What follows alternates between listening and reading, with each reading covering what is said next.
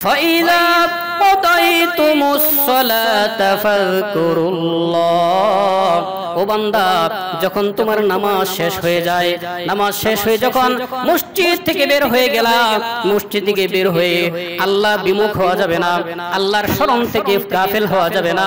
ফাজকুরুল্লাহ, এরপরও তুমি আল্লাহর জিকির করতে থাকো, আল্লাহকে স্মরণ রেখে তোমার অন্যান্য কাজগুলো করতে থাকো। বলেন সুবহানাল্লাহ। এই জন্য রমজান পরবর্তী কাজ হচ্ছে এক মাস যারা জামাতের সাথে একেবারে জামাতের সাথে নামাজ পড়েছেন, রমজান পরবর্তী কাজ হচ্ছে আপনি এটাকে ধরে রাখা।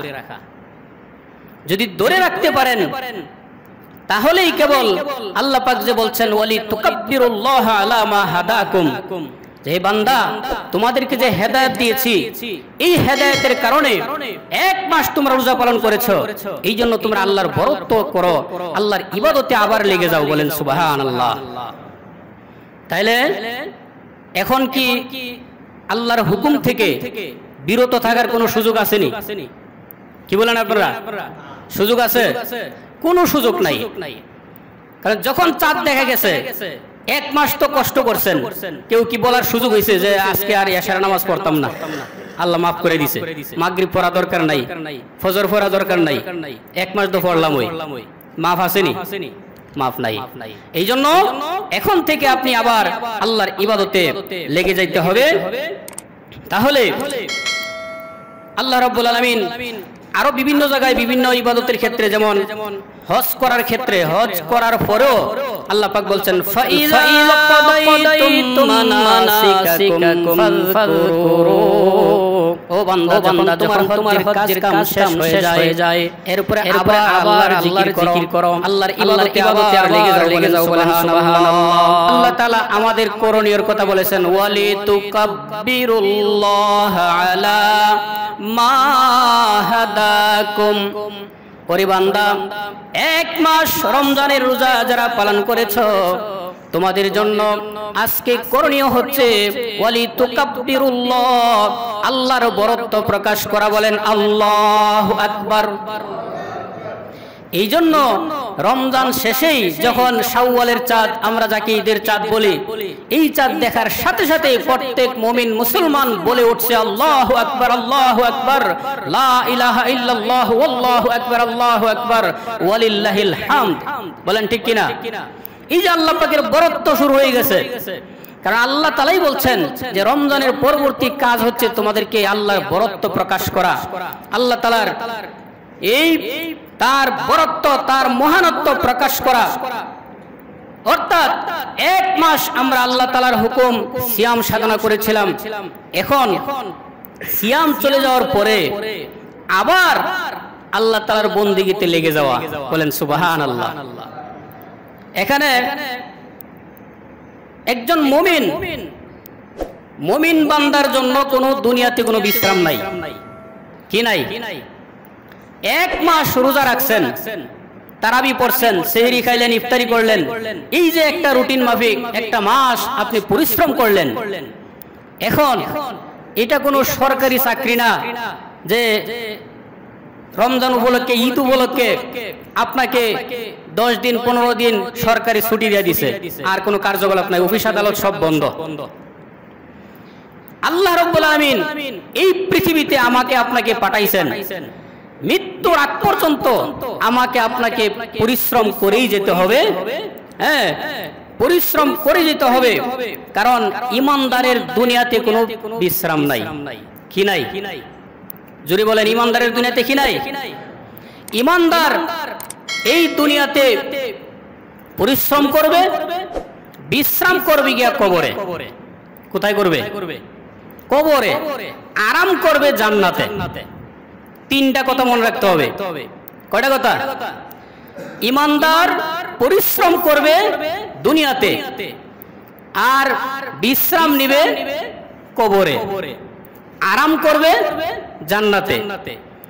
দুনিয়াতে আপনি পরিশ্রম করার পরে কবরে গেলেন, কবরে গিয়া সামান্য সময়, এটা ওয়াইটিং রুম, আরামের জায়গা না, ওয়াইটিং রুম। সেখানেও আপনাকে পরীক্ষার মুখোমুখি হতে হবে। প্রথমে আপনাকে 3টা প্রশ্ন করা হবে, প্রশ্নের উত্তর পারলে কিছু সময় আপনি বিশ্রাম করবেন এখানে, এটা আপনার স্থায়ী নিবাস না, এটা আপনার স্থায়ী ঠিকানা না, কবর স্থায়ী ঠিকানা না। কবরের পরে আপনাকে আমাকে কোথায় যেতে হবে? হাসরের মাঠে যাইতে হবে। হাসর মাঠে যাওয়ার পরও সেখানেও আপনি স্থায়ী না, সেখানেও আপনার হাসর মাঠ এটা আমার আপনার স্থায়ী ঠিকানা না। হাসর মাঠে যাওয়ার পরে আবার ফেরেশতারা বলবে এই সামনে চলো, সামনে চলো। কোথায়? ওই সামনে মিজান, মিজানের পাল্লা দেখা যাচ্ছে, সেখানে তোমার নেকি বদি ওজন করা হবে, ওইখানে চলো। আপনি মিজানের পাল্লায় গেলেন, হাসরের মাঠে কিন্তু হাজার হাজার 50,000 বছর দাঁড়াই থাকতে হবে। এরপর আপনি যাবেন মিজানের পাল্লায়, মিজানের পাল্লায় মাপামাপি ওজন মাপামাপি শেষ, ওইখানেও দাঁড়ায় থাকবার সুযোগ নাই, সেখানেও আপনি মুসাফির। দুনিয়াতেও মুসাফির, কবরেও মুসাফির, হাসরের মাঠেও মুসাফির, অর্থাৎ মুকিম না। মুকিম মানে যে স্থায়ীভাবে বসত করে লাইছে, যে এখান থেকে আর জীবন লড়বে না, সে হইল মুকিম। আরবিতে তাকে বলা হয় মুকিম। এখন মিজানের পাল্লা শেষ, এবার বললো আপনি সামনে যান। সামনে কি? ফুলসিরাত। সামনে কি? একটু জোরে বলেন, সামনে কি? ফুলসিরাত। ওই ফুলসিরাত পার হয়ে যখন ফুলসিরাত পার হয়ে গেলেন, দাঁড়ায় থাকার সুযোগ নাই, ফেরেশতারা বলল সামনে যান। সামনে কি? জান্নাত। বলেন সুবহানাল্লাহ। হয় জান্নাত না হয় জাহান্নাম। মুমিনের জন্য জান্নাত। এখন জান্নাত দেখার পরে আপনি বিশাল বড় একটা গেট, যেই গেট জীবন ও দুনিয়াতে কোনো চক্ষু কল্পনা করে নাই, এত সুন্দর গেট। এটা কোনো বক্তা, কোনো লেখক, কোনো বর্ণনা করে শেষ করতে পারবে না। বলেন সুবহানাল্লাহ। ওয়াসিকাল্লাযীনা তাকাউ রাব্বাহুম ইলাল জান্নাতি যুমারা। জান্নাতীরা যখন জান্নাতের গেট দেখবে, এত সুন্দর, এত মনোহর, চিত্তাকর্ষক, এত সুন্দর গেট দুনিয়ার জীবনে রাজা বাদশারও দেখে নাই, কেউ কোনোদিন দেখে নাই। এত সুন্দর গেট দেখার পরে, গেটের ভিতরে ঢোকার পরে মনে করবে এটাই বুঝি জান্নাত। বলেন না সুবহানাল্লাহ। তারা মনে করবে এটাই বুঝি জান্নাত। এই জন্য সে বসে যাবে, ফেরেশতার পিছন দিকে ধাক্কা দিবে, আরে বেটা সামনে চলো, সামনে চলো, এটা তো জান্নাত না। আরে কি জান্নাত না? এত সুন্দর, এত সুন্দর আয়োজন, আমি তো মনে করছি এটাই জান্নাত। এরপর আরেকটু সামনে যাবে, আরেকটা গেট দেখবে, এর চেয়ে আরো সুন্দর।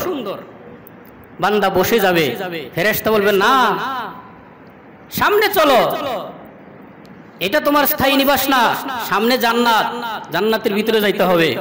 এবার একেবারে সবকিছু পার হয়ে যখন জান্নাতের ভিতরে গিয়ে ঢুকবে, ঢুকার পরে ফেরেশতা আর ধাক্কাধাক্কি করবে না। আপনাকে আর কোনোদিন কেউ বলবে না বের হয়ে যাও, সামনে যাও, পিছনে যাও।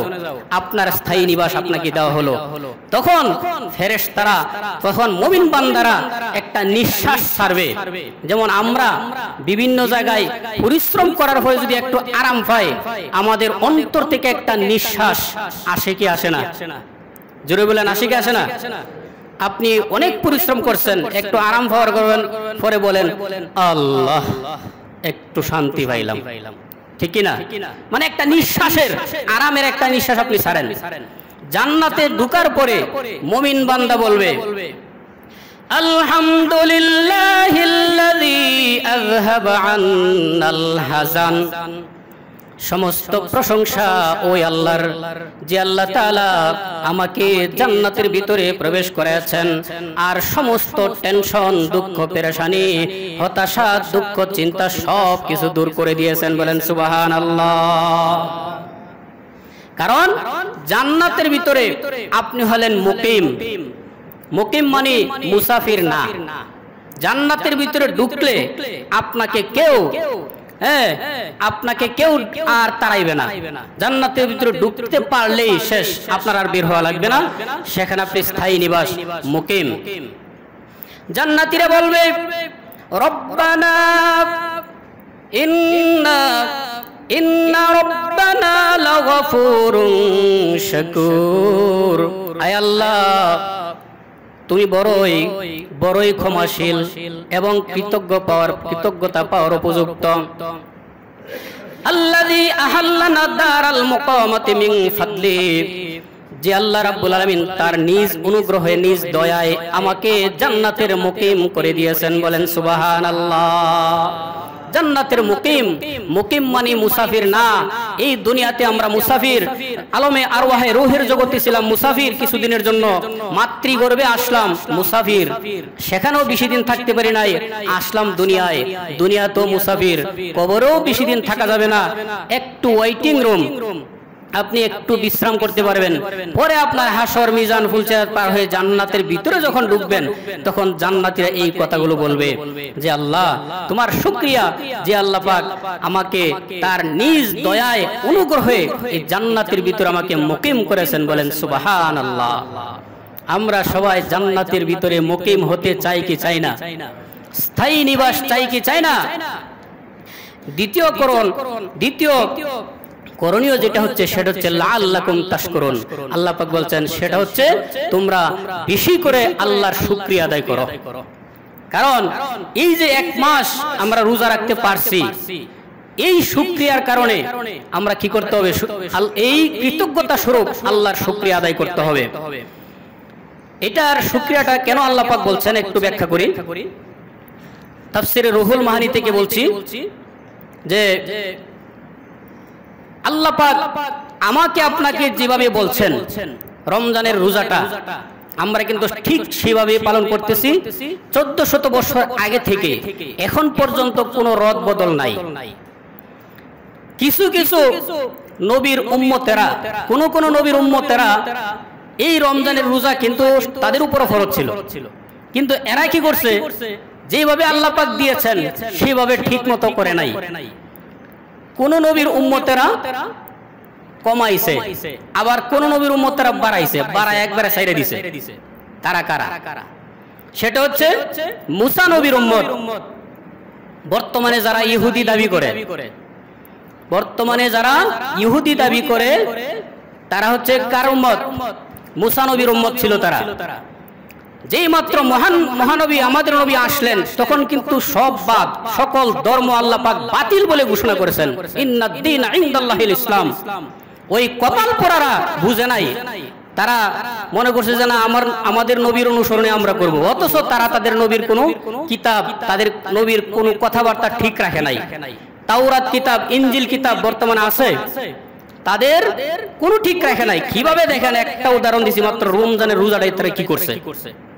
তাফসীরে রুহুল মানিতে উল্লেখ আছে এই রমজানের রোজা যখন মুসা নবীর উম্মতরা পাইলো, মুসা নবী যখন দুনিয়া থেকে বিদায় হয়ে গেল, তারা কি করছে? পরামর্শ করে এক মাসের রোজারে তারা একদিন বানায় ফেলাইছে। কোন দিন? আমরা যখন আশুরার দিন আইব, আশুরার 10 তারিখ, এই 10 তারিখে একদিন রোজা রাখবো, একদিন রোজা রাখলেই এক মাসের সওয়াব দিয়ে দিবেন। বলেন নাউজুবিল্লাহ। এটা কি করছে? তারা মন গড়া, ওই যুগের আলেমরা মন গড়া ফতোয়া মেরে দিছে যে আমরা একদিন রোজা রাখলেই 30 দিনের সওয়াব পাইলাম। তাইলে তারা কি ঠিক রাখছেনি? এরা হলো বর্তমান যুগের ইহুদি।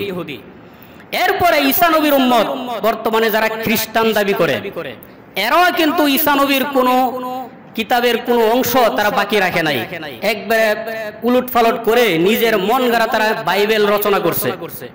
অথচ আমাদের কোরআন 1500 বছর আগের যেভাবে ছিল এখনো আছে কিয়ামত পর্যন্ত। কোন মানুষের ক্ষমতা আছে একটা জের জবরের কোন হেরফের করা? কোনো ক্ষমতা নাই। এই জন্য খ্রিস্টানেরা কি করছে? ঈসা নবী দুনিয়া থেকে যখন আল্লাহ পাক তাকে আসমানে উঠাই নিলেন, তখন তারা 30 দিনের জায়গায় তারা 20 দিন লাগাইছে। কতদিন হইছে? 50 দিন। 50 দিন রোজা রাখতো, রাইখে গিয়ে দেখা যায় সর্বনাশ, না কুলাইতে পারে না। পরে তারা কি করছে? মিটিং করে আবার একটা সিদ্ধান্ত নিয়েছে, না আমরা গরমের দিন কোনো রোজা রাখতাম না, প্রত্যেক বছর শীতের সিজনে একবারে ছোট দিন যখন, তখন আমরা রোজা রাখবো 50 দিন। এইটা কয়েকবার রেখে বলছে না এটাও ফারা জানা, রোজায় দরকার নাই। পরবর্তীতে তারা রোজায় বাদ দিয়ে দিছে। তাহলে প্রথমবার আইছে, এরপরে কি করছে? সারছে। একদল ইহুদি 30 দিনকে বানাইছে একদিন, আর খ্রিস্টানেরা বানাইছে 50 দিন, পরে একবারে দিছে, একবারে সাইরা শেষ। এখন আর তার রোজা মোজা পালন করে না। আল্লাহ রাব্বুল আলামিন বলেন ইয়া আইয়ুহাল্লাযীনা আমানু কুতিবা আলাইকুমুস সিয়ামু কামা কুতিবা আলাল্লাযীনা মিন ক্বাবলিকুম, হে ঈমানদাররা, পূর্ববর্তীদের উপর যেভাবে রোজা ফরজ করেছিলাম তোমাদের উপর ফরজ করা হয়েছে। আজকে 1500 বছর হয়ে গেছে, এই রমজানের রোজা যেভাবে আল্লাহ পাক ফরজ করেছিলেন আমরা কোনোদিন একটু হেরফের করি নাই। আমরা কি এই মুসলমানেরা, বর্তমান যুগের মুসলমানেরা, আমরা কি ইফতারির টাইম 1 ঘন্টা আগাই নিছি? কি বলেন? যে না আমরা 1500 বছর আগের হুকুম এটা বাদ দাও, মাগরিবের এত লম্বা টাইম পারতাম না, এখন থেকে আমরা আসরের সময় হয়ে গেলে ইফতার করে নেব, করছি নাকি? সেহরির টাইম কোনো আকপিস করছি? দেখেন 1500 বছর হয়ে গেছে, একটা হুকুম যেভাবে ছিল এইভাবেই আছে। আল্লাহ পাক বলেন যেহেতু তোমরা সঠিকভাবে পালন করতেছো, লাআল্লাকুম তাত্তাকুন, বান্দা আমি তোমাদের জন্য ফরজ করেছি যাতে করে তোমরা শুকরিয়া আদায় করতে পারো। বলেন সুবহানাল্লাহ। একমাত্র উম্মতে মুহাম্মাদি যেভাবে আল্লাহ পাক রোজাকে ফরজ করেছেন এইভাবে আমরা পালন করতেছি। বলেন আলহামদুলিল্লাহ। আরো জোরে বলেন আলহামদুলিল্লাহ। এরপরে এই যে রোজা, একমাত্র রোজাই আমরা সঠিকভাবে পালন করতেছি। আমরা যে ভালো মানুষ এত বেশি ভালো না, কিন্তু কিছু উদাহরণ দিতাম নি। আমরা যে কিছু হেরফের করছি, রদবদল করছি ইবাদতের মধ্যে, কিছু বলবো? জোরে বলেন না বলবো? মনোযোগ দিয়ে শুনেন। শুধু একটা উদাহরণ দেই, বেশি সময় নাই। আন নিকাহু নিসফুল ঈমান, হাদিসে আসছে বিবাহ হচ্ছে ঈমানের অর্ধেক। আল্লাহ পাক বলছেন ফানকিহু মা তাবা লাকুম মিনান নিসা, তোমরা নারীদেরকে বিবাহ করো। আল্লাহ পাক, আল্লাহ রাসূল হাদিসে বলছেন আন নিকাহু সুন্নতি, বিবাহ হচ্ছে আমার একটা সুন্নত। তাহলে যেটা আল্লাহর হুকুম, যেটা নবীর সুন্নত, এটা কি হুকুম নাকি তামসা? এটা ইবাদত নাকি তামসা? কি বলেন, এটা কি ইবাদত নাকি তামসা? ইবাদত। বিবাহ, বিবাহ করা প্রাপ্তবয়স্ক মুসলমানের জন্য বিবাহ করা এটা একটা ইবাদত। এটা কি ইবাদত? কিন্তু দুঃখজনক হলেও সত্য, যেভাবে ইহুদি খ্রিস্টানেরা রোজারে টাইন্না সিরা হেরফের করে ফেলাইছে, এই বিবাহ নামক ইবাদতটারে আজকে মুসলমান সমাজ একেবারে টাইন্না সিরা শেষ করে ফেলাইছে। যেমন একটা বিবাহ অনুষ্ঠানের মধ্যে কনে দেখা থেকে শুরু করে শেষ পর্যন্ত সুন্নত কয়টা পাইবেন আপনি মাইক্রোস্কোপ যন্ত্র দিয়া যদি পরীক্ষা করেন, করোনা টেস্টের যে যন্ত্র, এই যন্ত্রটা দিয়ে যদি আপনি টেস্ট করেন যে আমার এই যে বিবাহ আমার ছেলেকে করাইলাম, এই বিবাহের মধ্যে কয়টা সুন্নত আমি পালন করেছি, এই বিবাহ নামক ইবাদতের মধ্যে কয়টা সুন্নত আদায় হয়েছে, আল্লাহ মালুম। আমাদের সমাজে যত বিয়া শাদী হচ্ছে এটার মধ্যে কয়টা আপনি সুন্নত পাইবেন? বলেন পাওয়া যাবে? একটা সুন্নত পাওয়া যাবে না, ইল্লা মাশাআল্লাহ। মাঝে মধ্যে অনেকের কোন কোন মানুষের বিবাহ সুন্নত অনুযায়ী হয়, কিন্তু আজকের সমাজ কনে দেখা গেল 10-15 জন, আবার এই কি জানি কি সন্ধ্যা জানি, হলুদ সন্ধ্যা। এই যে হলুদ সন্ধ্যা, বরের পক্ষের মেয়েরা যায় কার বাড়ির? বলেন না একটু, কনের বাড়ির। আবার কনের পক্ষের মেয়েরা আসে, সবাই না কিন্তু, সবার কথা বলতেছি না, বর্তমানে চলছে। কনের পক্ষের মেয়েরা আসে বরের বাড়ির, বরকে বরের গায়ে হলুদ মাখাইবার লাগে, আর তারা গেছে তাইনেরে হলুদ মাখাইবার লাগে। জোরে বলেন নাউজুবিল্লাহ। এটা কি